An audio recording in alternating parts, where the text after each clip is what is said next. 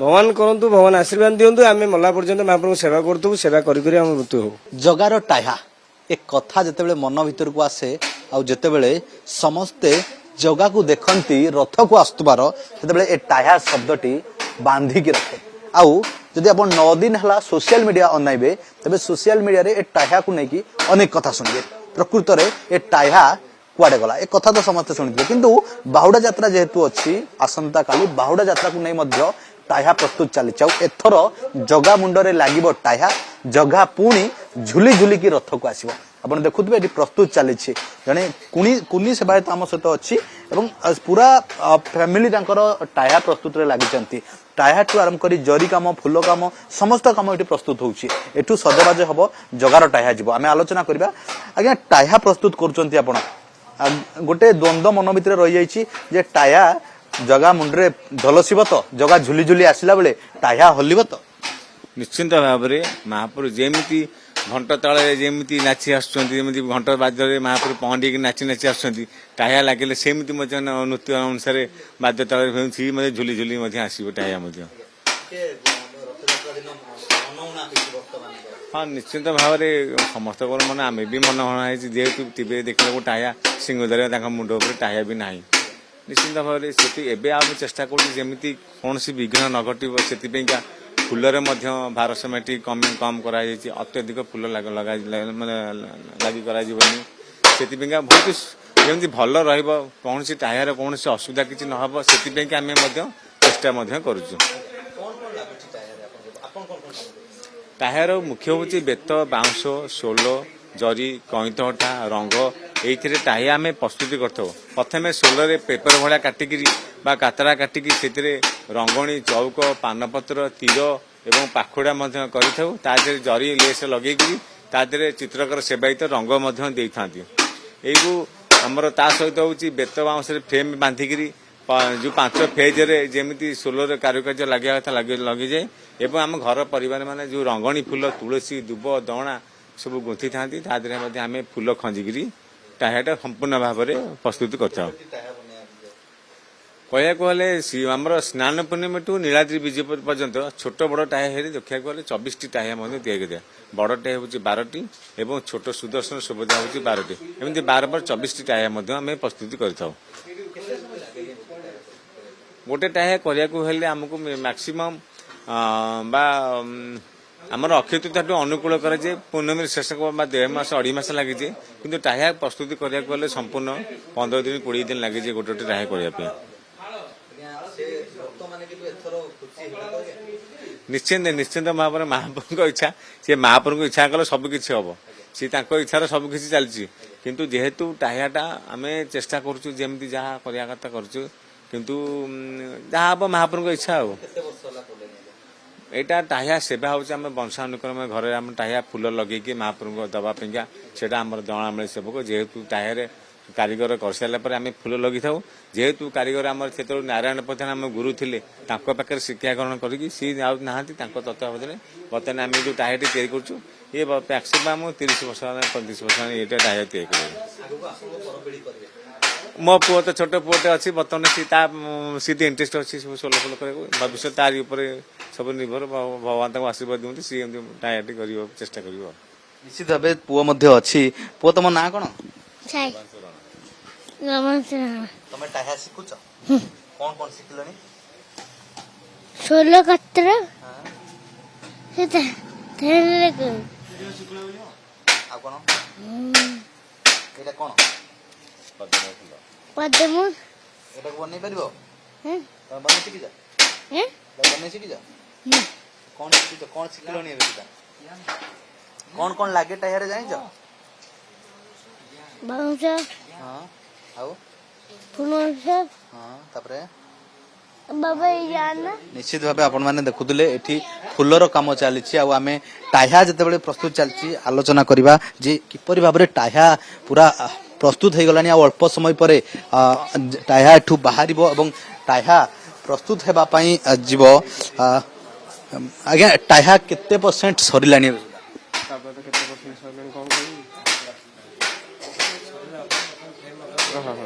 हाँ आज्ञा ताहिया बर्तमान सरिया उपर हेलानी ये तो खाली आइटम गुड़ा खाली खंजा बाद फ्रेम घर ये भेणिया सैलानी पाखापाखि सब सरिया उपर हेलानी आज तो राति सुधा सरले काली सकाळ को पंडी समय एटा को महाप्रभु नगेइबे से अनुसार काम आगे चलछि बर्तमान एटा हला प्रथम घर एठी तुलसी ये प्रथम गोल्डर दिया हबो तापर एठी दांती रहे पूर्व तीर घर ता ऊपर मझी घरटा एपटा चौक शेष घरटा रंगणी तापर अमृतमंडी कदम्ब पानपत्र युटाक सभा लास्ट एटा दिया हबो सभा शेष पानपत्र दिया एंड करा हबो तापर फुल ए जो घर गुड़ाक रंगणी माଳ सजा हबो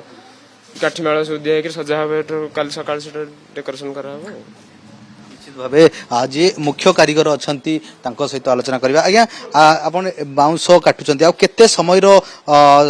अपेक्षा टाहा कंप्लीट हबा देखो टाहियार आमर है बाउंस फ्रेम होगी बेत लगिकी सूता बेणिया कम सर या केवल सोलर जिनस तक ही लगे यही सब जिन लगी सारी आज ही राति पलैब गुंडीचा मंदिर आम जो राघदास मतर चाल अच्छी से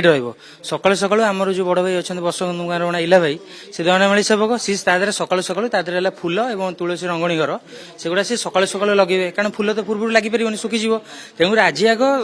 पूरा टोटाल टाहियाटा कंप्लीट होगी केवल या सोलो जिन कईठे सोलो जिन लगी सारिकी आमर है गुंडीचा मंदिर पलैब सकाल सकाल से फूल ही लगेला कंप्लीट हो टाहिया जो द्वंद्व थिला जो मन भितर भक्त मानकर टिके रही जाइतिला शंक भाव जे टाहियारे देखि पारले जगह को एथर बाहुडार देखि निश्चित देखो देखो गुंडीचा पर आमर है जो महाप्रभु आड़प मंडप विजय कले महाप्रभु टाहियारे देखिदेवे आप भेष होगी गले तो बर्तमान है महाप्रभु आड़प मंडप बाहर रथ को तो आम चेष्टा कर संपूर्ण कि ठीक भाव जदि भी आम अजाणत जदि कौन त्रुटि भी रही जाइए कि एथर जमी किसी भी न रहा महाप्रभु भलसे भांगी जा चांसेस देखो आज्ञा सब लोक भी कहीपर बलभद्र आसला उदा होना देखो टाहिया महाप्रभु मुंडे लगिगला ओदा हवा और लगे पूर्व ओदा भर दुटा फरक अच्छे कारण लगे पूर्व धर जो अध घंटे ओदा हो तो सी तो पूर्व ओजन हो गला अलरेडी प्रेसर पड़े वन्स बंधाबंधी सरीगला सी धीरे वर्षा हेल्ले सी चलो जदि भी पानी महाप्रभु लगी पानी झड़ो कि जो अध घंटे ओदा हो रहा तो सी प्रेसर पड़ा तो सहीटा याद भी किसी टेक्निकालिटी अच्छे से आमको बुझीबार अच्छी कारण आम एत वर्ष कर कि चाहे महाप्रभु मुंडे लगे से किसी भूल रो तो सेटा भी लोक भी टिके बुझीबार अच्छी ये 16 बेत बाउंस हेल्ले भी तादर भी टेक्निकालिटी किसी रोचे निश्चित भावे जी मुख्य अछंती टाहा प्रस्तुत करतार सी अछंती आम सहित आलोचना करबा भाईना टिके आमे आलोचना करबा जेतु आपण प्रस्तुत करूचंती टाहा कंप्लीट हेबा पर्याय रे पहुंची गलानी आ अल्प समय रो अपेक्षा रही तो कौन सी एथर जमी असुविधा न हो से समस्ते प्रस्तुत करुँच आज्ञा एथर किसी असुविधा हेब नहीं समस्ते भक्त माने खुशीर सहित जगह दर्शन करेंगे शुणु जोटा कहले एथर असुविधा हो पारनी सेटा आमर कहटा माने बड़ दृष्टांत हम जे कि इठी आमे जहाँ करूना आपण माने देखुना एगुड़ा आमे एक्चुअली करना ता निर्देश आमे करूँ तेणुक सेटा जहाँ भी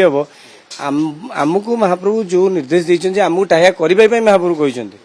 सेटा धारण करेंगे कि धारण करेंगे सेटा आपड़ बर्तमान देखिथे विगत दिन में जो बर्तमान आमर जो बचसा चलता टाहिया नाई इत्यादि इत्यादि इत्यादि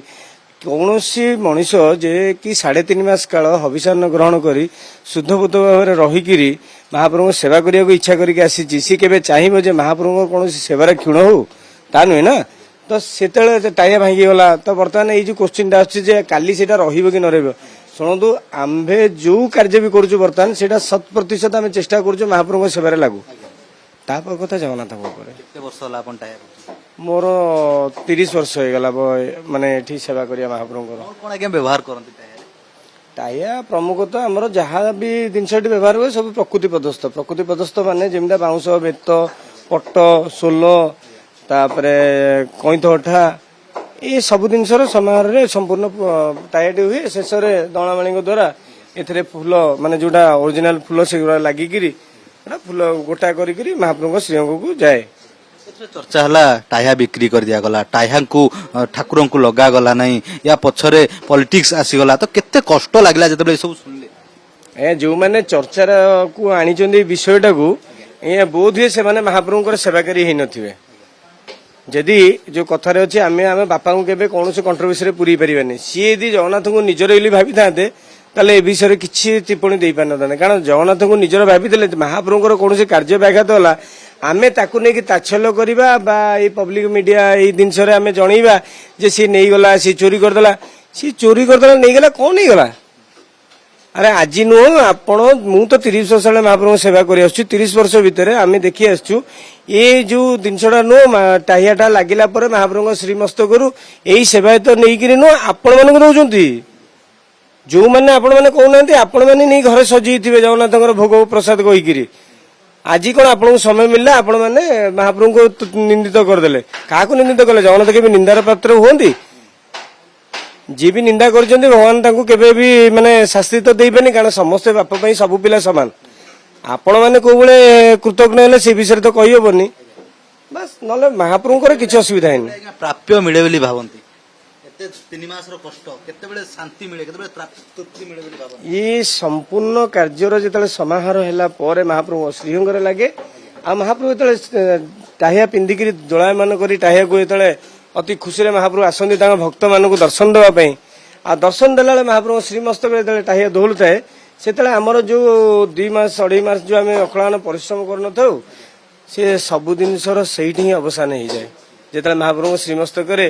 ରଥ ଉପରେ ଚଢିଲା ପର୍ଯ୍ୟନ୍ତ ଟାହିଆ ଅଛି, ଆଉ ସେ ଟାହିଆ ଜଣଉଛି ଯେ କି ମୁଁ ଅଛି। ତାଠୁ ବଡ ଜିନିଷ କିଛି ନାହିଁ। ଜଗାର ଯାତ୍ରା ଶେଷ ହୁଏ, କଣ କୁହନ୍ତି ମହାପ୍ରଭୁଙ୍କର ଯାତ୍ରା ଟାହିଆରୁ ଆରମ୍ଭ, ଟାହିଆରେ ଶେଷ। ଦେଖନ୍ତୁ ସ୍ନାନ ପୂର୍ଣ୍ଣିମା ଠାରୁ ଯେତେବେଳେ ମହାପ୍ରଭୁ ନିଜେ ସ୍ୱୟଂ ବିଜେ କରନ୍ତି ପ୍ରଥମେ ଟାହିଆ ଲଗେଇକି ଓହ୍ଲେଇବେ, ତାପରେ ଯେତେବେଳେ ନିଳାଦ୍ରି ବିଜେ ହୁଅନ୍ତି ସେତେବେଳେ ଟାହିଆ ଲଗେଇକିରି ଓହ୍ଲେଇବେ।